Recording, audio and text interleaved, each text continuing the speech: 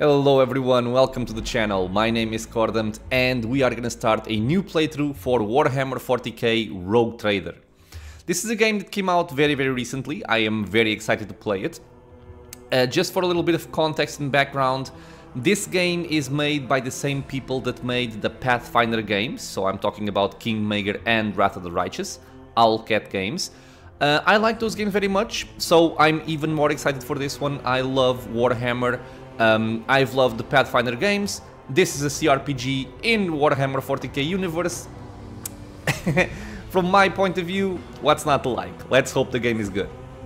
So, I played a little bit of the early access, so I am familiar a little bit with the starting areas of the game, although I did skip basically all of the dialogue and lore during the early access as to not spoil myself for the full release. So, let's see how this goes. We're gonna start a new game. Oh, actually, sorry. I wanna read this here. Lord Captain, long lost worlds filled with unknown perils, deadly enemies, and ancient mysteries await you. Bring the word of the Emperor to the Corona's expense, or die trying. Nice. So, new game. The main story: take up the mantle of a rogue trader, the scion of an ancient dynasty of daring privateers that reign over their trade protectorate and explore the fringes of the known galaxy. Darkness looms over the bloodline of von Valentius as it faces multiple threats from within its own ranks and without, as countless enemies seek to destroy the most daring and brave agents of humanity. It is up to you to hold the reins of this shattered protectorate and forge a new path for the von Valentius dynasty, currently finding itself in a vortex of wars, intrigues, calamities, and heresy. If there's one thing in the Warhammer games, is heresy. The stakes are high and rise even higher as you cross paths with terrifyingly powerful and ambitious adversaries in the darkness of the Corona's expanse. So, let's begin. In terms of choosing the difficulty, I am going to do something here that I basically know is very likely a mistake, which is I am going to be playing on unfair.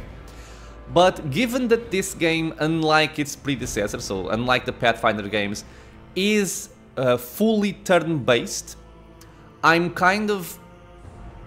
wondering to see what they do with the difficulty in this game.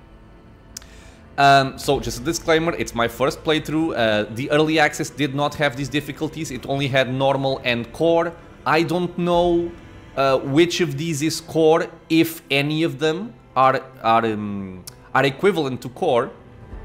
I know that core for me was quite easy, so I'm looking for something a little bit more challenging. So we're gonna see how this is, and if it is really too frustratingly punishing, I am gonna dial it back until I find a difficulty that I find enjoyable for a first playthrough. So here we have a description of everything that the difficulty setting does. I will simply read the description right here. So, unfair. Enemy stats are increased by 20%. Enemy wounds, by the way are the health pool, the hit points. Enemy wounds are increased by 80%. Damage inflicted by enemies is increased by 20%. I actually expected more. After all modifiers have been applied. Enemy dodge is increased by 20%. The party's momentum gains, this is a resource you use to fuel ultimate abilities, are decreased by 25%. The chance to hit cover when shooting at enemies is increased by 20% for half cover and 30% for full cover. Now, don't let this deceive you. This is the first time I'm reading this right. So, it says the chance to hit cover when shooting at enemies is increased by 20 or 30%. This doesn't mean you have a bonus to hit enemies behind cover. What this means is that you have a higher chance of hitting the actual cover instead of the enemies, like a wall or a barrel or something like that. So it's harder to hit enemies behind cover.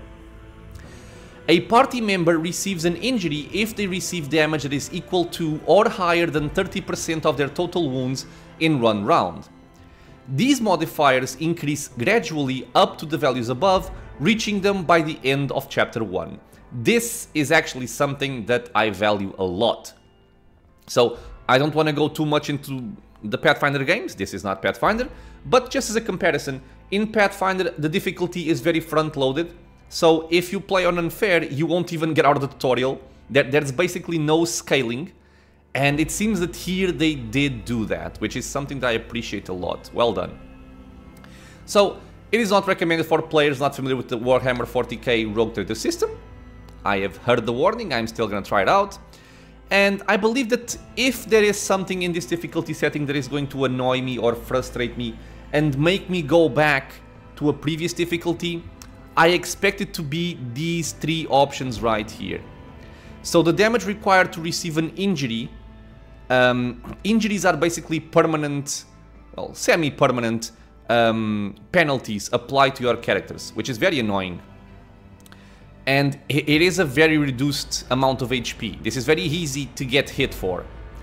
Number of rounds before a fresh wound becomes an old wound, which is a more permanent style of wound. Only a single round. You have to heal that injury in a single round. This is gonna be annoying. And the number of injuries received before becoming a trauma, which is a more severe type of wound that you can't even heal with a medkit, is only 2. So I think these three options here are likely to be the ones that will annoy me a little bit. In any case, we're gonna try unfair, see how it goes. If it becomes a little bit too much, we're gonna dial it back. So choosing the difficulty is not recommended for players not familiar with... Okay, let's go. So let's create our character. And just so you guys know, this is like the third or fourth time I'm starting this video because I can never choose the character I want to take. It's being a struggle. But I think I know now what I want. We have 3 pre-generated ones. We have a soldier, which is like a ranged character. We have an operative, which is something of a kind of like a caster type thingy. And we have a warrior, which is a melee combatant. We're gonna go for custom. So, create your very own rogue trader from scratch. The possibilities are endless when it comes to customizing your character and choosing their homeworld, gender and background. You can also choose from a wide variety of abilities and skills, such as combat skills, social skills and technical skills. These abilities and skills determine how your character interacts with the world and what kind of challenges they can overcome. Finally, you can choose your character's archetype. Each archetype path offers its own unique set of opportunities and challenges, so choose wisely. With all of these customization options at your fingertips, you can create a rogue trader that is truly one of a kind, doesn't mean it's good, and embark on an adventure unlike any other in the world of Warhammer 40k. So yeah, I'm not very familiar with the system. It's very likely that my character will be unoptimized, you know, first playthrough and all, but let's see what we can make. So, in terms of appearance, I already have an idea of what I want. So I am kind of looking for a portrait. Ooh, this is cool. That fits what I'm going for. This was actually the portrait I was gonna choose, but then I thought better of it. I think I'm gonna go for this one. And if you know the archetypes already and the origins, you'll likely know what I'm talking about here. In any case, I don't think I want to change anything. You didn't stand a chance! The Emperor gave me a vision. The best defense is a good offense. A new challenge. Let's go for the bold male. As for the homeworld, this is almost like if you think of a race for your character. That's how I look at these homeworlds. You basically have some features, you have some gains and some negatives as well, plus a couple of talents you can pick up later on as you level up. I won't go too much into detail on all of these. I am simply going to pick the one that I'm going to be using. And I'm going to be using a Voidborn. I will explain why in a second, and it will make sense as I go by.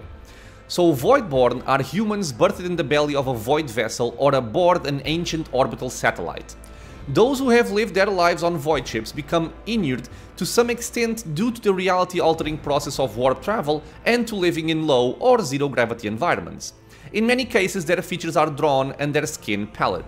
They may even have minor deformities or a strangeness to their speech, gait, or general appearance that sets them apart from others.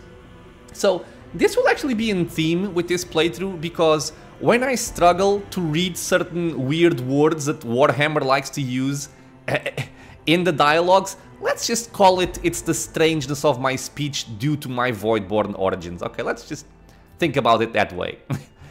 As for our features, we get Fortune. A Voidborn character can reroll any failed attack, dodge, parry, characteristic, or skill check. Characteristics, by the way, are like stats, like strength and stuff. Or a skill check with a 20% chance of success. This chance cannot be greater than the base success chance of the roll.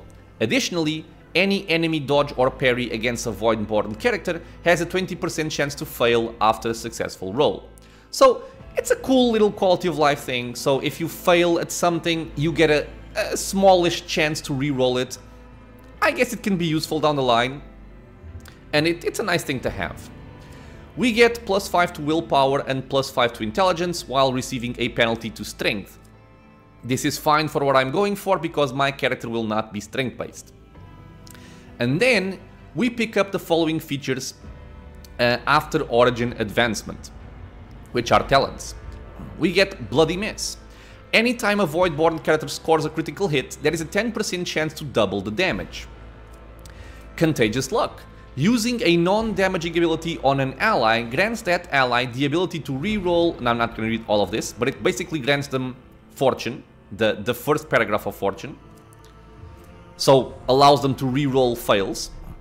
And if you use a non-damaging ability on an enemy, it will grant them a 20% chance to fail a successful dodge or parry test against any character for 1 round. So this is the main reason why I'm going for this particular homeworld, because it can be applied to your allies by giving them non-damaging abilities, so essentially buffs. Just a Flesh Wound. The Voidborn character has a 20% chance to survive after suffering lethal damage, surviving with 1 wound. Jinx. While a Voidborn character has more than 50% wounds, all chances of all creatures, including enemies, in a 3-cell radius are increased by 10%, and if you are below 50%, it decreases by 10%. And finally, you have Be Smart. Anytime an ability or talent uses a Fellowship bonus, a Voidborn character can instead use the Intelligence bonus if it is higher. Additionally, Voidborn characters can always upgrade Intelligence even if their archetype does not allow it.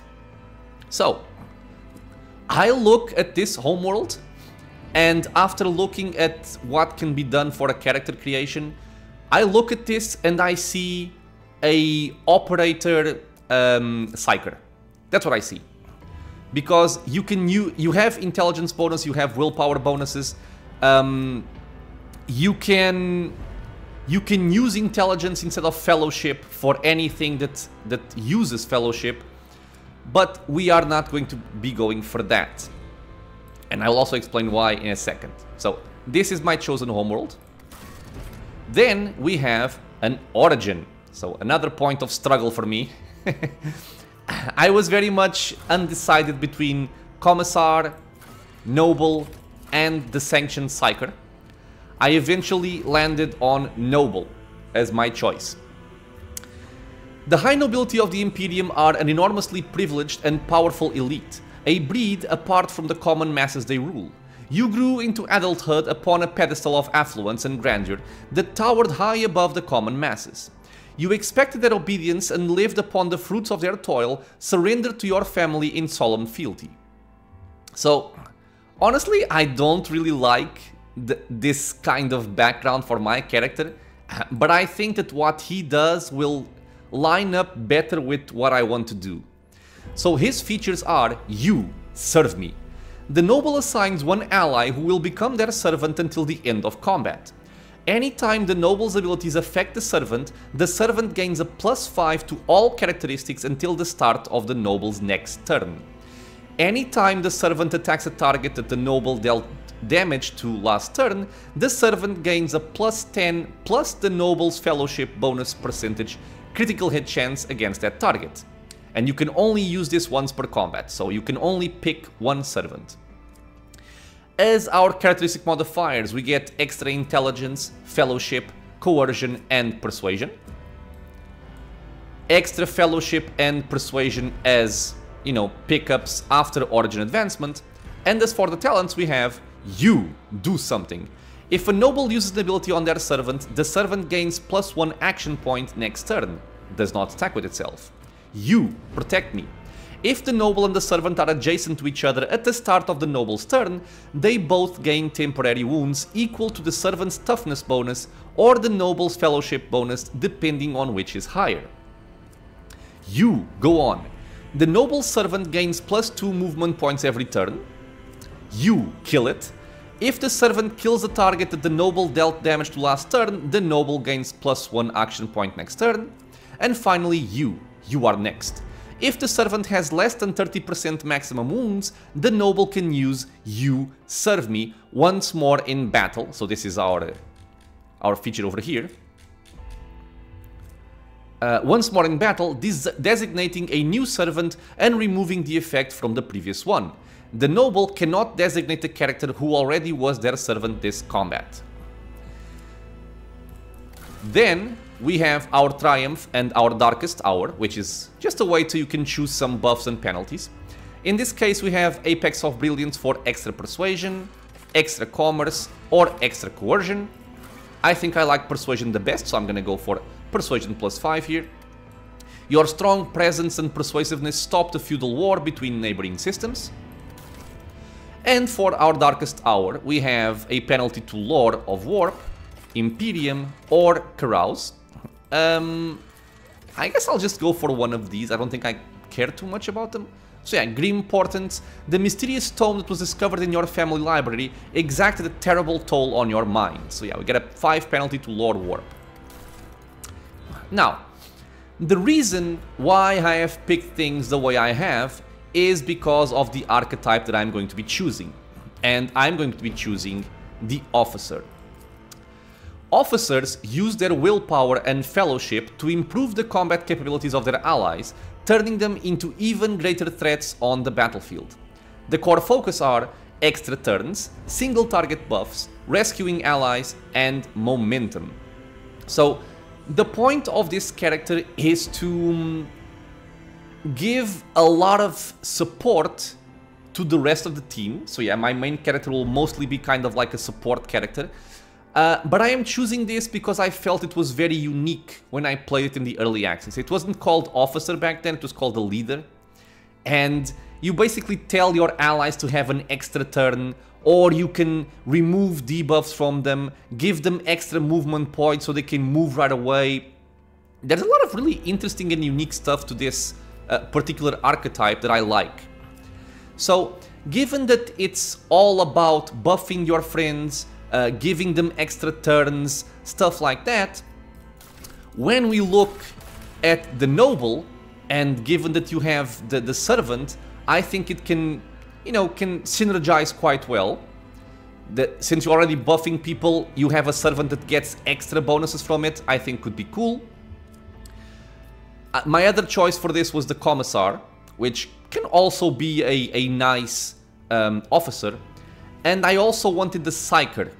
But my concern with the Psyker choice plus the Officer is that since I don't really know how the character progression goes from start to finish, I am afraid that I would start putting a lot of points into Psyker stuff and I wouldn't put anything into the Officer actual features. So in order to remove that kind of confusion, and much to my own sadness, I'm not going to be playing with the Psyker, which is kind of like a spellcaster. I will keep my Officer somewhat pure in his role. So this is the advice I also give people for Pathfinder. If you don't know the game too well, don't multi-class, use a pure class. I'm gonna follow my own advice. So let me see here. Characteristics are Fellowship, Willpower, Toughness, Weapon Skill, and Ballistic Skill. This is for the Officer. And the passive skills, let's say, these are combat skills, these are like passive skills. Persuasion, Commerce, Coercion, Carouse, and Lore Imperium. It also lines up very well lore-wise, given the role of our character throughout the game. I think that a noble or a commissar are the ones that fit the best, probably, and an officer just lines up even better. Although they all work, but this one is the one I feel like it fits the best. Something else to say about this is that the officer loves to use the fellowship characteristic. So if I would call this an ability score, I would call fellowship charisma. And persuasion, commerce, coercion, all of these things are fellowship based. So these are like the charisma skills of other cRPGs. Which means if I want a party face, my officer will be just the one for that, which I like, especially for a first playthrough. Next up, going for the characteristics. Based on what we saw, it seems like the more important things for us are going to be willpower, fellowship, and then I don't think it particularly... I don't think any of these are particularly important, let's say, but I don't know the skills yet. So I'm gonna go for ballistic skill, because my thought process on this particular character is going to be someone that stays in the back line, issuing commands, buffing and helping out the team, and hopefully with the sniper rifle to also shoot from very far away and help out in damage that way. So that's why I'm putting some points into ballistic skill. Something that I want to reference right now in case I forget. The game will mention a lot of things like your fellowship bonus or your whatever characteristic bonus. The way that the game calculates bonus is you get a +1 bonus for every 10 points you have in a specific characteristic. So for ballistic skill like this, I have +4, willpower +4, intelligence +4, fellowship +4. Perception is a +3, strength is a +2. Moving on, we also have a void ship. Something very interesting for a not cRPG-like combat system. These guys, Owlcat Games, love to have one of these systems in their games. And you get to choose. I don't think it really matters what they do. I'm not sure if the ships actually change in terms of characteristics or if it's just aesthetic. I'm gonna go with the default one because I like the default one. Looks cool. And we're gonna call it. Can you guys guess the name of my ship? It's gonna be Chauncey. Yes. For anyone who's seen my Pillars of Eternity playthroughs, you will know. Chauncey it is for our ship. Our rogue trader will be called Core Dumped. Big surprise, I imagine. And here we go, the summary. So, extra strength in willpower, fellowship, and ballistic skill. We also have intelligence, but I don't think we're going to be using this all too much. These are our skill points, so heavy on the persuasion, which I like very much. Coercion, which is essentially intimidate. We also have something for commerce, which I'm still not very sure how it works, but it's a good thing to have, I imagine. We are of the officer archetype. We are Voidborn Noble. We have an Apex of Brilliance for +5 persuasion, Grim Portents for -5 lore in warp, and our abilities right now are You Serve Me from the Noble background and Voice of Command from the Officer. This one I actually haven't read yet, so let's just go over it. This is a signature skill from the Officer. The Officer forces an ally to fully push themselves, increasing their characteristics by 5 plus 2 times the Officer's fellowship bonus for 1 round. Additionally, all of the Officer's abilities can be applied to the target of Voice of Command from any distance. A character who becomes the target of Voice of Command cannot be targeted by this ability again for the next 2 rounds. Okay. Let us complete this, and my friends, like I said, I'm very excited for the game.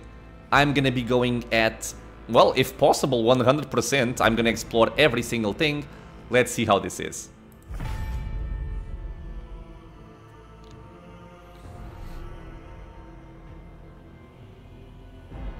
Oh, come on.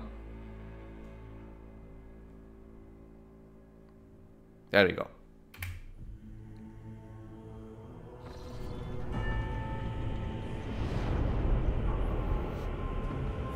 it's going to be my first time checking out the cutscenes and stuff like that, because I skipped all of this in the early access to not get spoiled.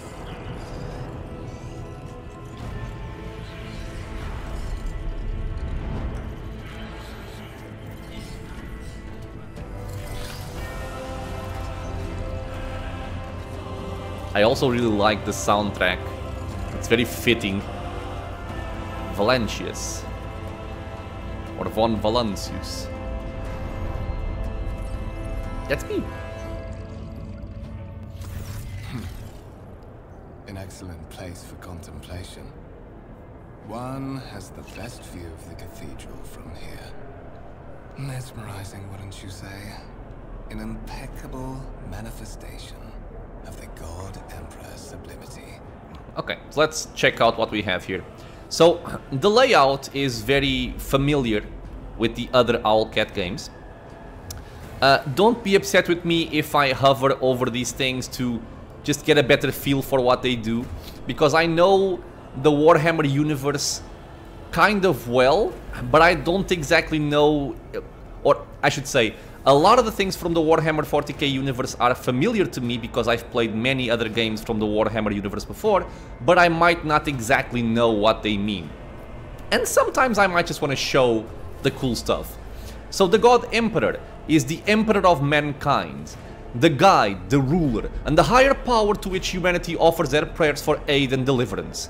Most would be driven mad with despair if they knew the truth. Very interesting and mysterious. Choice in dialogues. You are in a dialogue. Here you can learn more about current events, influence the character you are speaking to, or even alter the course of the game's narrative.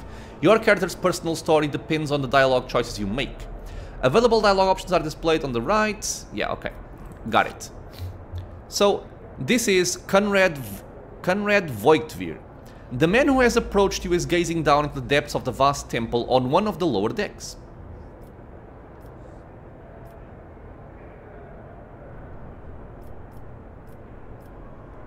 Have we met? Allow me to introduce myself. Conrad Voigtvir, Master of Whispers, in the employ of Her Ladyship Rogue Trader Theodora von Valancius, at your service.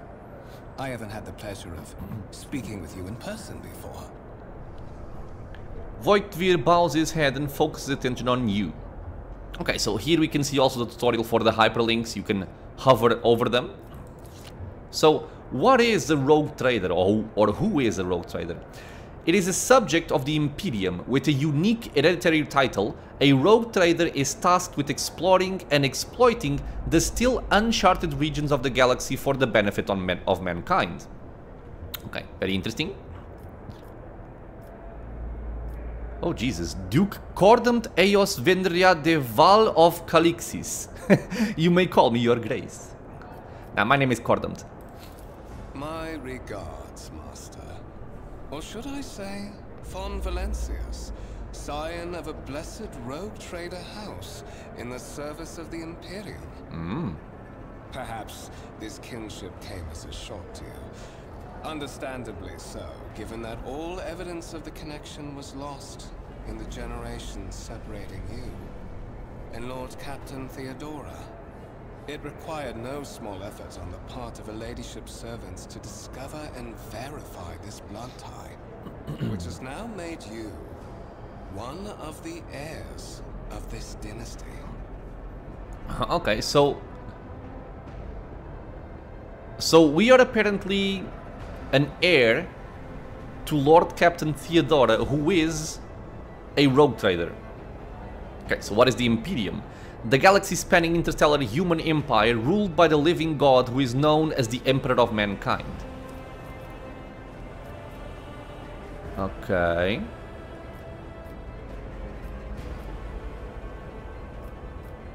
Well, fair point. Well, you have a curious title, Master of Whispers. What are your responsibilities? To put it plainly, I am the head of the network of spies and informers who serve the interests of House von Valancius. I uncover weak links both among Lady Theodora's retinue and in the ranks of her rivals. I eliminate our vulnerabilities and exploit those of others. So, a spy master.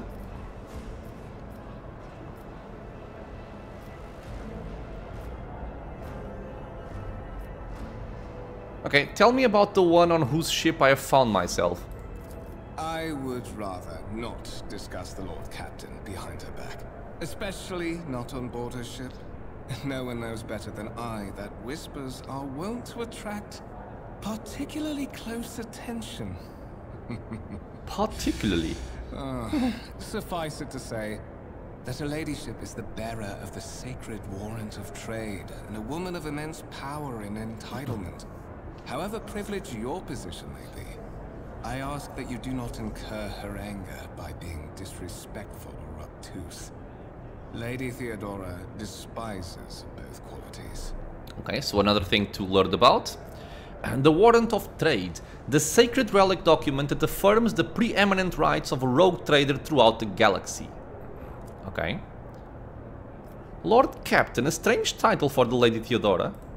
Such are the traditions of the Imperium.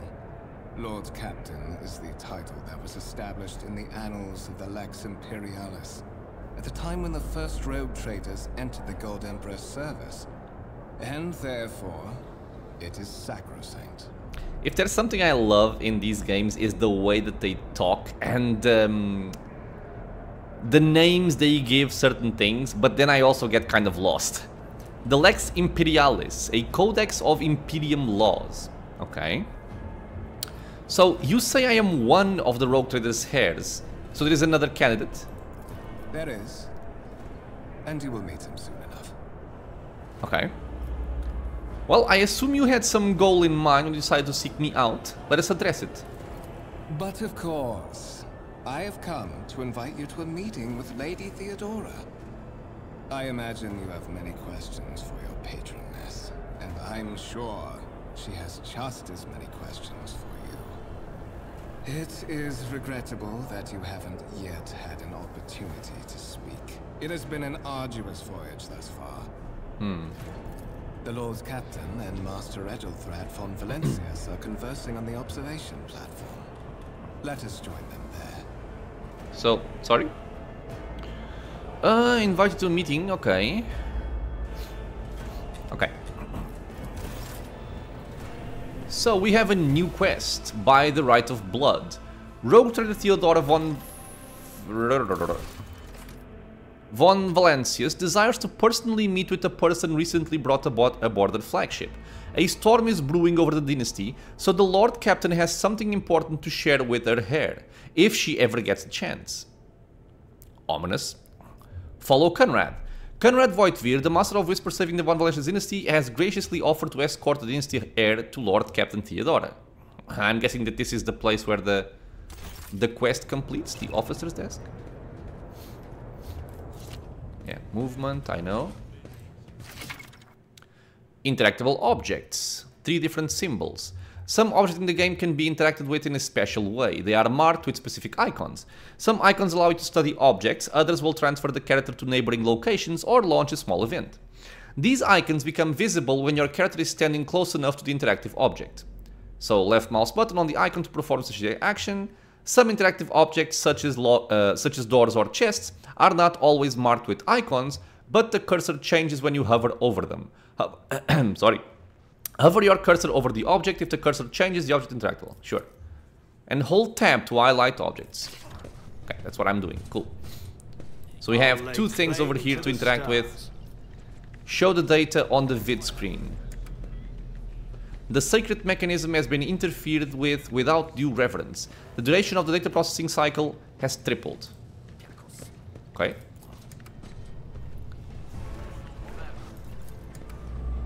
Okay, same thing. Alright. Some crew officers. A massive conference table, obviously crafted from real wood, a resource of incredible value aboard a void ship. I won't tolerate weakness. Yeah, I would imagine that wood is probably not very common in space. A candlelit altar with a copy of the 2348th volume of the Lex Imperialis, the Codex of the Sacred Rules of the Imperium. None shall stand in my way. Okay, my dude, let's go. Ah, open the door.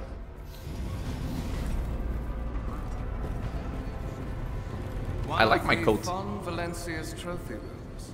Perhaps you would like to take a look around after your audience with the Lord Captain.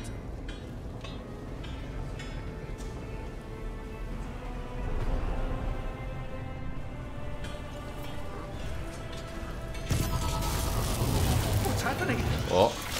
Oh, okay. The servants have been tampered with, I think.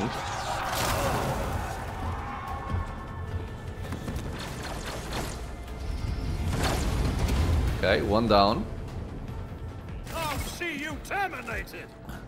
Destroy the out-of-control servitor. So, we have an ambush, the battle begins. To survive in the grim darkness of the far future, you will have to face enemies of all kinds and fight for your life. These hints and tutorials will familiarize you with the combat system of the game. Okay. So we have the button right here, or we can press space. That much I know. Oh, right, I gotta do something here, sorry. I want to... Combat speed settings on demand, because you can actually increase the speed of animations in combat. You know, to fast forward turn-based, by the way. Okay, so the guy went up, killed 2 people. Now it's my turn. I have a pistol, a stub revolver. So, can I make a... Okay, I can make these people my companions. Or my servants. Okay, so you're gonna be my servant. All too easy. Yes, you serve me. Other actions in any turn. Okay, got it.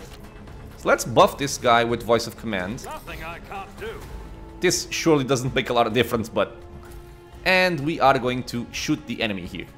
50% chance to hit for 11 to 15 damage. Already done. And we missed.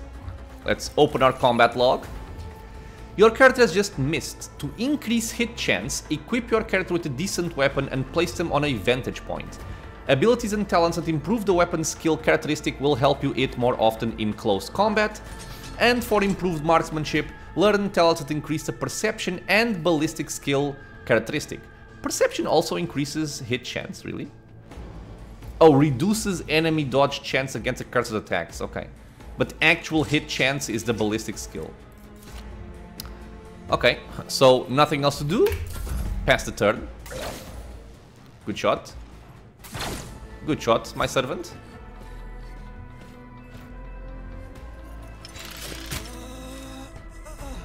Well, he does a lot of damage. Analyze enemies, joint analysis. So right-clicking the guy will give us some information. Malfunctioning servitor. He has 25 out of 46 hit points. No deflection, no armor, no dodge. And he moves 12 points. Jesus. He has an injury. Doesn't say what it is. He has an exploit from Konrad Voigtvir. This is from the operator class. Frenzy receives bonus movement points and additional attack per turn. That's strong. Okay. Let's simply shoot the guy. Nothing I can't do. Okay, I can't hit the enemy. Let's look at this. So, we missed. The total hit chance was 85%. Calculated with dodge, cover, parry, and deviation. There is none of those in this situation. And the way this works is you don't roll a d20. What you do is you roll a d100.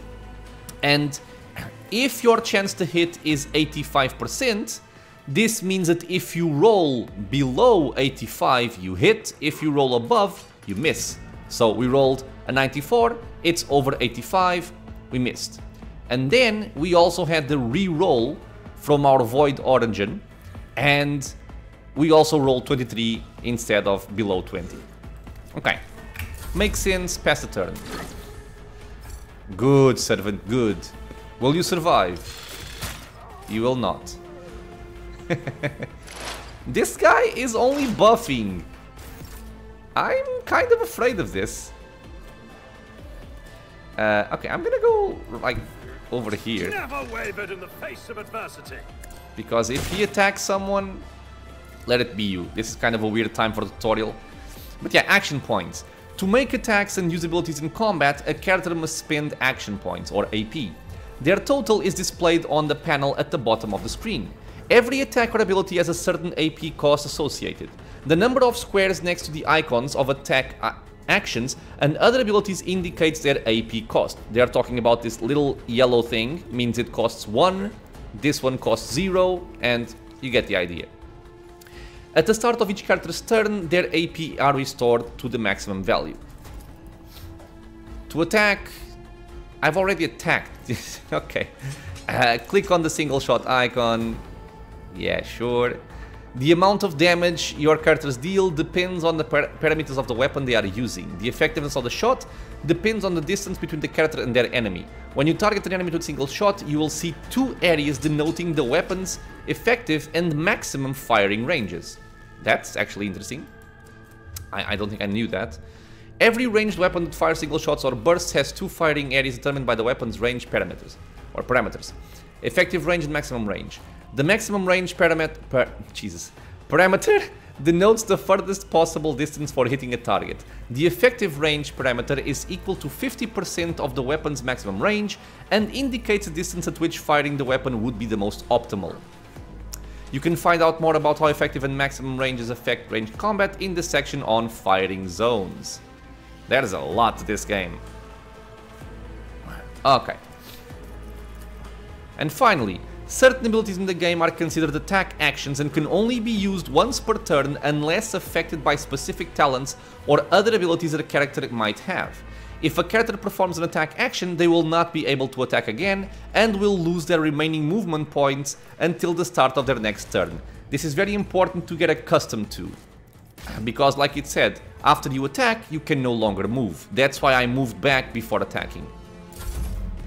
Are you gonna kill this guy? Oh, he dodged. Okay. Yeah, okay, the game really Never mind, he just died. Okay. I can scarcely believe it's gonna be like this. Suspiciously poor timing for such an accident. Servitors malfunction on the officer's deck at exactly the same moment when the rogue trader and her heirs are gathered here. I have blocked all passages between the upper and lower sectors of the residential decks. If this is a deliberate attack, it should stop the culprits from advancing their plan. It does feel kind of fishy. Attack denial. Characters with melee weapons block adjacent enemies' ability to perform attacks with ranged weapons. So it's even more punishing than attacks of opportunity in other cRPGs. Pistols and shotguns are an exception to this rule. Those can be fired at point-blank range. Ah, okay.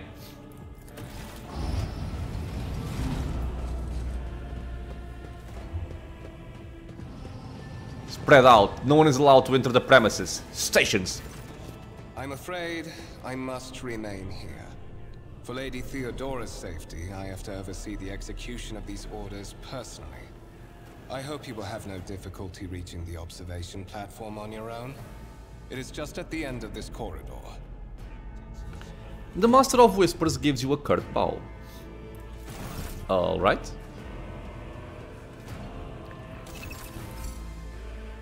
Map, you can open the map. Got it, by pressing M. We can see our map, again, very familiar. Interface, I mean. The wires in the servitor's head are still smoldering. It would seem the cause of this malfunction was the short-circuiting of the motive force. Alright. Here we have a Tarantula sentry gun. We have a Lehman Russ battle tank. Hehehe. Good times playing Dawn of War. A violet alloy. Handcrafted object. Okay, I don't think this matters all that much. A black shard resembling obsidian. If you look closely, you can discern a strange, barely perceptible glow inside the artifact. A massive golden amalgam interspersed with sparkling particles. The sun on the pedestal is no doubt solid, but its surface shimmers and changes hue, as if someone has captured a piece of turbulent sea within the rock. There's just a lot of little trophies here, I guess. This is unfinished. Alright. If I see you raise your head again, I'll hand you over to the tech priest for servitorization. Okay, transform into a servitor. Well, let's continue. A new challenge for me?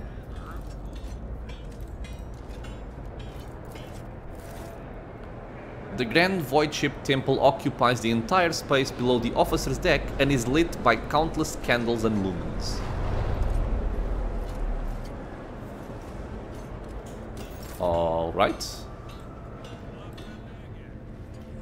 It's about time. It's about time. The lifts carrying people around the decks move with a loud grinding noise.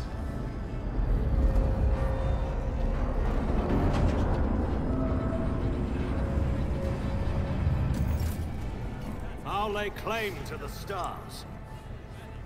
I beg your pardon, your lordship. After the incident with the servitor, the passage is closed to everyone until the Archmilitant says otherwise. I'm guessing the Archmilitant is the Master of Whispers. Let's go back over here. And cross the bridge.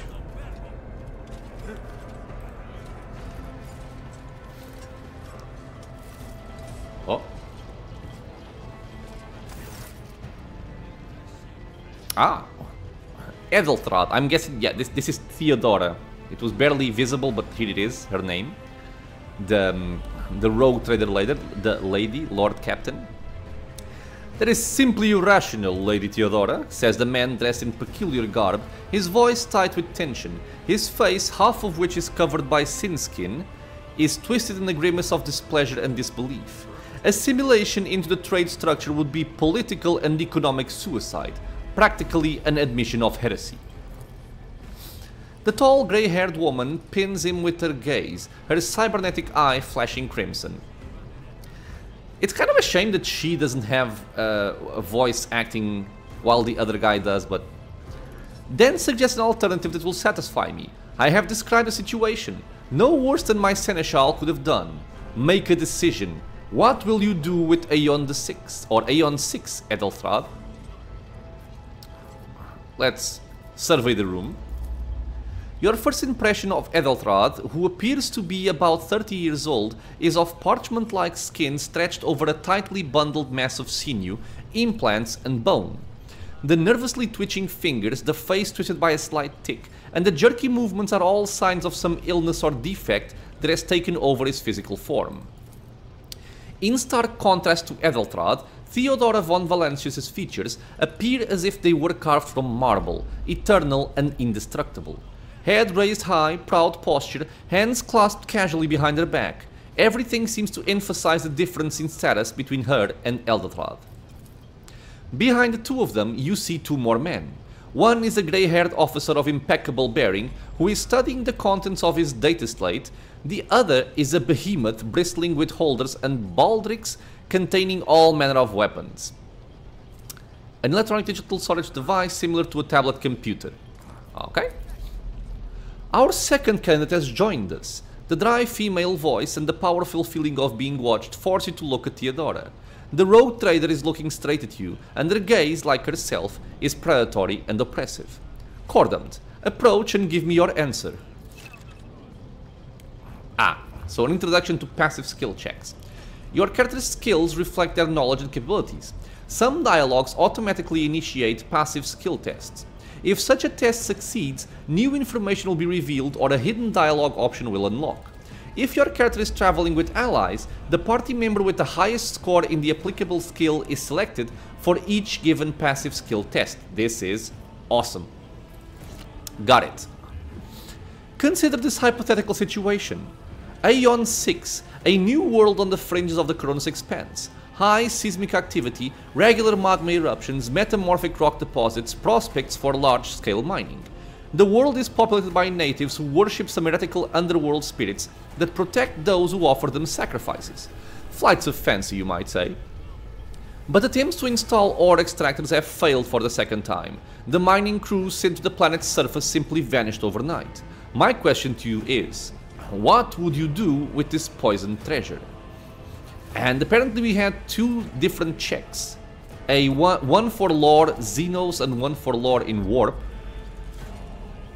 And then we have generic answers. They must be purged. Heresy. Burn the heretic. Purge the unclean. Sorry. Okay, so those spirits could well be the native's name for dangerous aliens. I would first verify if that is indeed the case and if the population of Aeon 6 engages in Xeno worship.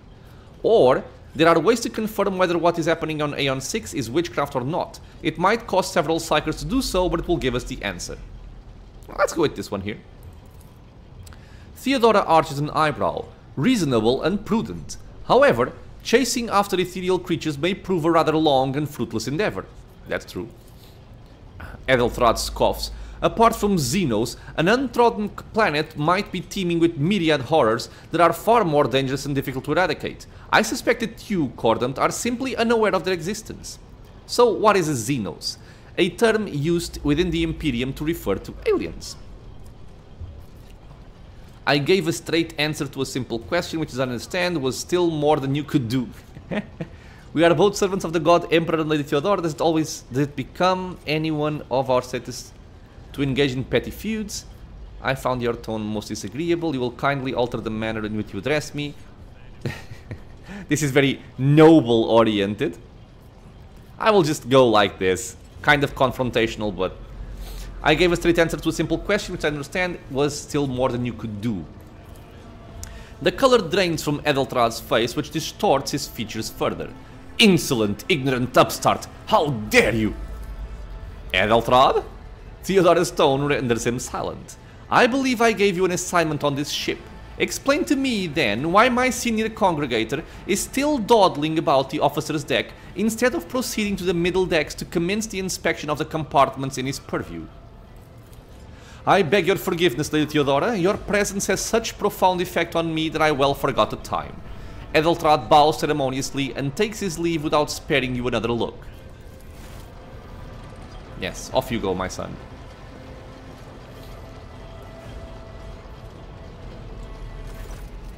Theodora's gaze follows him as he leaves. Then she turns to you.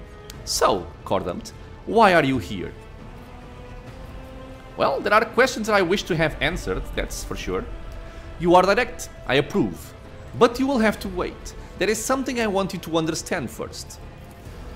My name is Theodora von Valentius Massimo Afscaras. I am a rogue trader in the service of the God Emperor of Humanity, and my rights and freedoms are vindicated by a most sacred relic, the warrant of trade kept aboard this very vessel.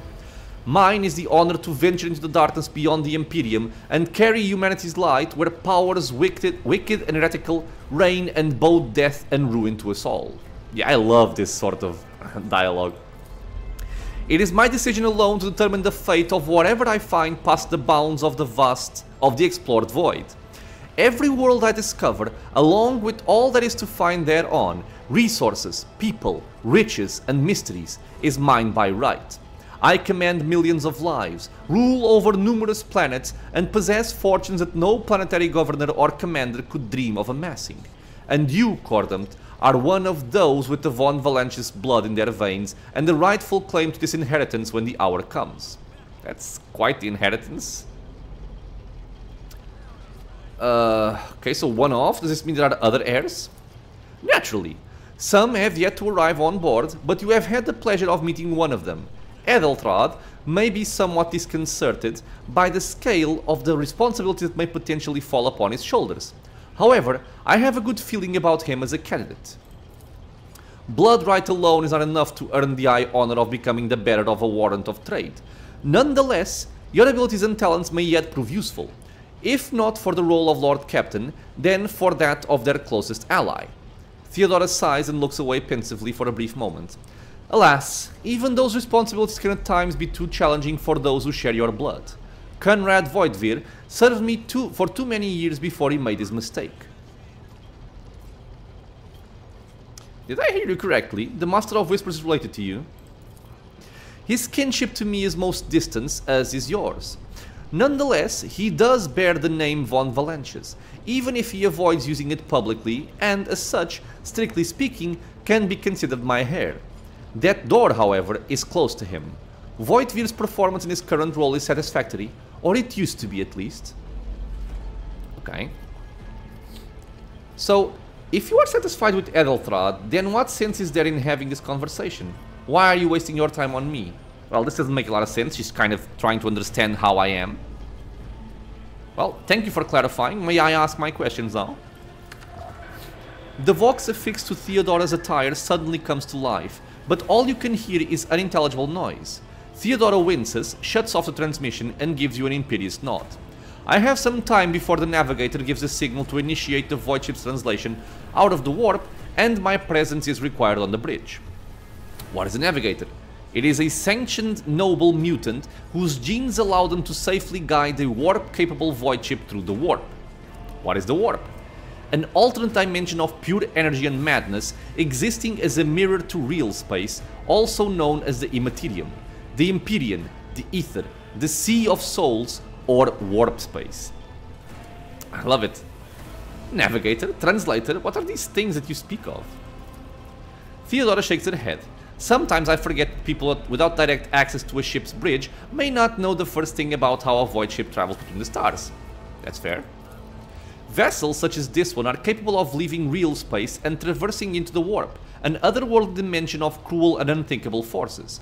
By entering it under the protection of the Geller field, we shorten the route to our destination. Crossing distances would require hundreds of years in a matter of weeks instead, sometimes in days or even hours. That is how humanity spread across the galaxy. That is how we were able to build the Imperium, which spans millions of stars. Okay, and where is it headed? The Rycat system, the domain of Rogue Trader Winterscale, one of my peers and rivals. Only 3 Rogue Traders exist in the Coronis Expanse, and each of them possesses resources comparable to mine. Perhaps you will one day assist House von Valentius in surpassing both of them in affluence and splendor. The Coronis Expanse is a scattered, poorly explored region on the frontier of the Imperium, full of fearsome xenos, treasure, hidden worlds, and the echoes of ancient doom. I set the course for Rycat on the demand, Theodora grimaces. She gives you a stern look, then shrugs. For a very specific reason. Perhaps I shall yet apprise you of the purpose of this voyage, but now is not the time. Okay, well, might as well tell her. An incident took place on the officer's deck. Some servitors went berserk and attacked the crew. Is that so? Perhaps the technomats were careless during maintenance, or it could be the warp playing tricks on us despite the in spite of the Geller field. Or perhaps there is something to all the stories about the ship being possessed after all. Theodora laughs nonchalantly. The grey-haired officer gives the rogue trader a look of cautious disapproval. This is Abelard. Lady Theodora, for the God Emperor's sake, surely you do not intend to start repeating idle rumors spread about by uneducated riffraff? Enough, Abelard. Such hearsay amuses me. Idira eagerly retells me of everything she learns from the whispers of her unseen advisors. She turns to you. This ship is thousands of years old. It has enough hidden nooks, malfunctioning cogitators, and unused compartments to make ignorant folk speak of specters dwelling inside the bulkheads and plotting against those who yet live. A cogitator is any type of digital computer in the Imperium of Man. Okay, what are my current responsibilities? Observe, learn, absorb. It will take time for you to find your bearings aboard this vessel and in your new position.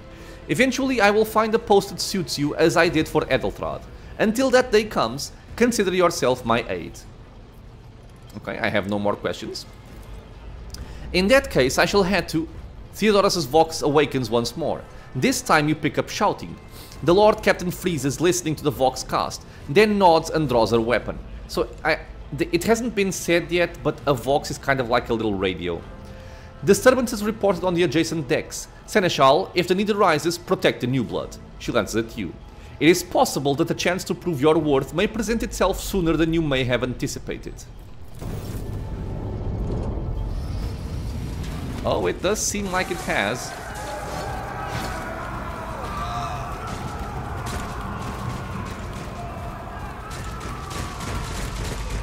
Pew pew pew. Take a knee! and bow before me. I'll bleed you dry. I like their voices.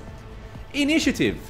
All combatants act in turns and their order is determined by an initiative roll. The order of turns is displayed on the left side of the screen from bottom to top. So this part here. The character at the very bottom goes first, then the other above them, and so on. Okay? So we were ambushed. Let's start the battle. Theodora uses Kill Them.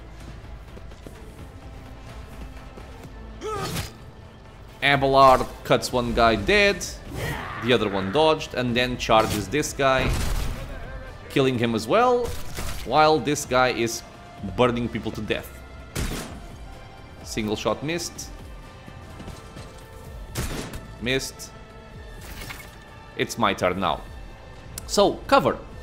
Use cover to avoid enemy attacks. Cover that a character can hide behind are marked with a shield or a shield with a skull. When standing close to them, the character will automatically take up an advantageous position. In this case, the chance that enemy attacks will hit the cover and not the character behind them increases. The character will not receive a bonus if attacked from a side not protected by their current cover. So, a character hiding behind cover has a chance to avoid enemy range attacks. Full cover, indicated by a skull on the shield, reduces the chance to hit the character by 60%, while partial cover reduces the chance to hit by 35%. Although the chance to hit a character behind cover may vary depending on the difficulty of the game you choose and can be altered by certain abilities, talents and effects. Yeah, I think for us it's much lower. And bonus is a positive modifier applied to a skill or character score. Yeah, okay, a bonus is a bonus. Huh? Can you provide by different abilities, items or actions such as the use of cover?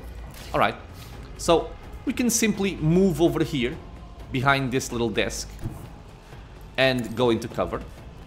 And I suppose we can make like Abelard our servant and try and buff him. Ah, we cannot buff these guys. Okay. Well, then let's just shoot someone. Pew. Nice.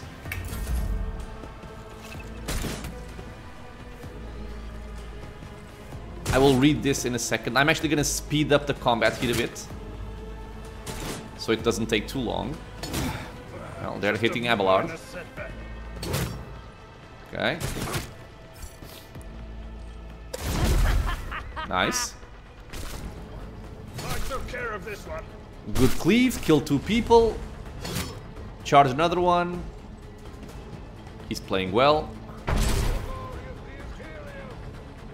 I don't know if he killed someone or not. Attack of opportunity because the guy moved away from his threat range, and it's now my turn. So, positive effect. Your character has received a temporary positive effect from an ally. I think this is this one here, the kill them. Plus 50 ballistic skill until the end of combat. Such effects enhance your character's capabilities in combat in some way. To learn more about the effect you have gained, hover your cursor over the effects icon next to the character portrait. That's what I just did. Okay. So, let's keep on shooting. Sucked. Now, this is what I'm curious about. It doesn't show me my hit roll. That's kind of unfortunate. I think it should show it, but okay. Well, let's fast forward all of this. Plasma shot, kill. Abelard cleaving. Yep. Burn. He dodged. My turn again. All too easy. Nice shot. Now, the part I'm curious about is I have a plus 50 ballistic skill and my chance to hit is 27.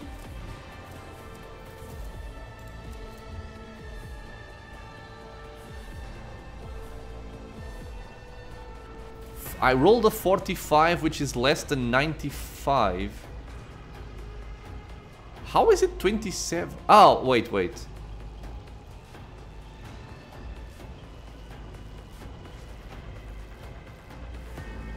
I'm outside of the ideal distance, I guess.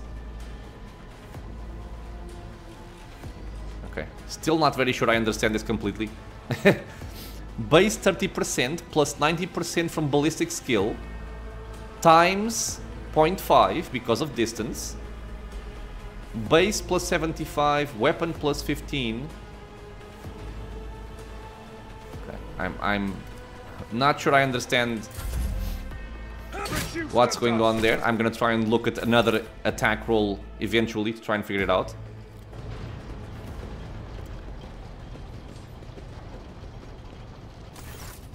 We will check out this dialogue and then we have to finish the episode because it's about time. So Theodora waves her hand in a commanding gesture. Mort, take a team with you and clear the path to the transport line. Do not let a single horseman survive. The rogue trader turns her eyes to you. Didn't bat an eye when that scum burst onto the deck, hmm?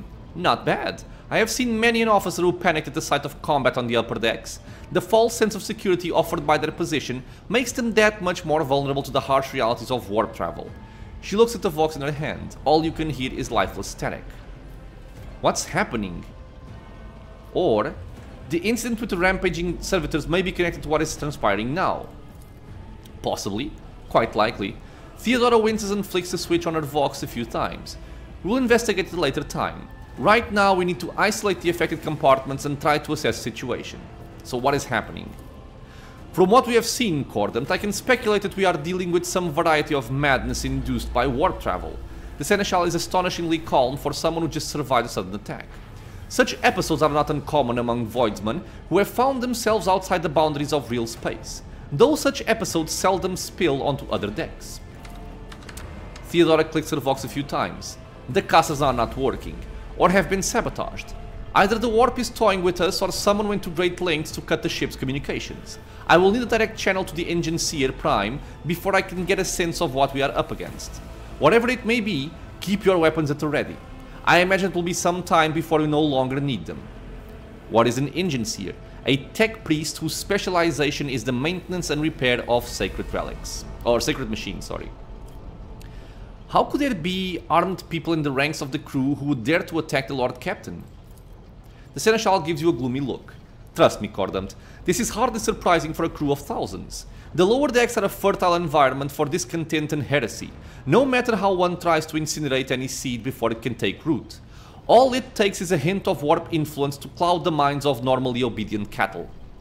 Man, this guy treats people kind of rough. Sporadic riots on the lower decks never reach these compartments. Theodora's anger causes Seneschal to shrink slightly. No, the tumults of the rabble are always contained within their own territory. This is too well organized. It is spreading too rapidly. Okay, so what are your orders? She breaks eye contact with you. Mort has gone ahead to clear a path for us. If you want to make yourself useful, go after him and see if the Archmilitant requires aid. And be quick about it. Okay, there we go.